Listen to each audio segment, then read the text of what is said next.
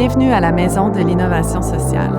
Mon nom est Marie-Christine Ladouceur-Girard et dans cette mini-série, nous allons à la rencontre des innovatrices et des innovateurs sociaux. Bienvenue à cet épisode. Aujourd'hui, on reçoit Estelle Leroux. Alors Estelle, qu'est-ce que c'est pour toi être une innovatrice sociale? Est-ce que tu te reconnais dans ce rôle-là?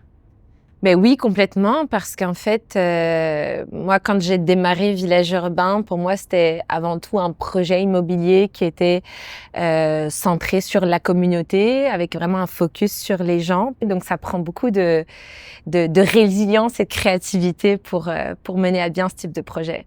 Comment le modèle de village urbain répond à cet enjeu-là d'espace, de partage, d'individualisme dans la propriété?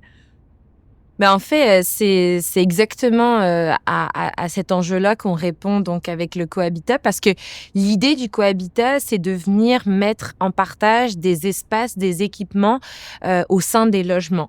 Donc, dans le fond, dans le cohabitat, on a des logements qui sont privés, complets, parce qu'ils ont chacun leur propre salle de bain et cuisine, mais les personnes qui habitent là ont en plus accès à une maison commune.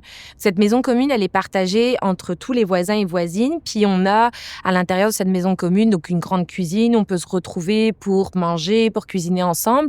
On a aussi une salle de jeu pour les enfants, par exemple, ou une chambre d'invités qu'on peut réserver quand on a de la famille. Éventuellement, petit à petit, ils apprennent à se connaître. Donc, c'est un peu comme Communauto ou Bixi, mais poussé vraiment à l'échelle du logement. Ça permet aussi vraiment de bâtir des communautés qui sont solides et résilientes. Estelle, vous avez passé par notre incubateur civique à la Maison de l'innovation sociale. Comment on fait pour passer d'une idée, donc des gens qui ont des idées, jusqu'à l'impact?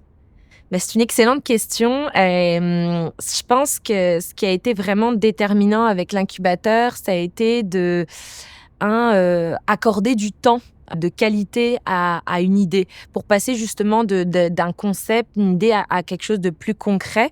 Et l'autre élément déterminant, c'était le réseau.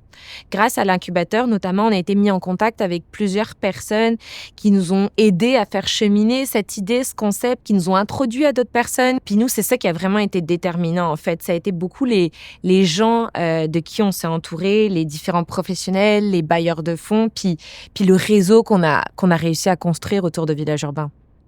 Si tu avais un conseil à donner aux innovateurs sociaux, là, aux gens qui hésitent parfois à se lancer, ce serait quoi?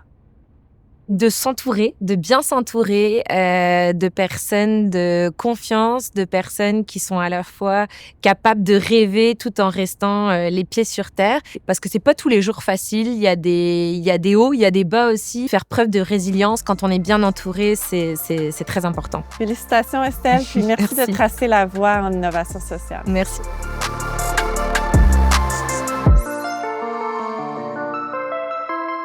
Ne manquez surtout pas mon épisode la semaine prochaine, Maison de l'innovation sociale.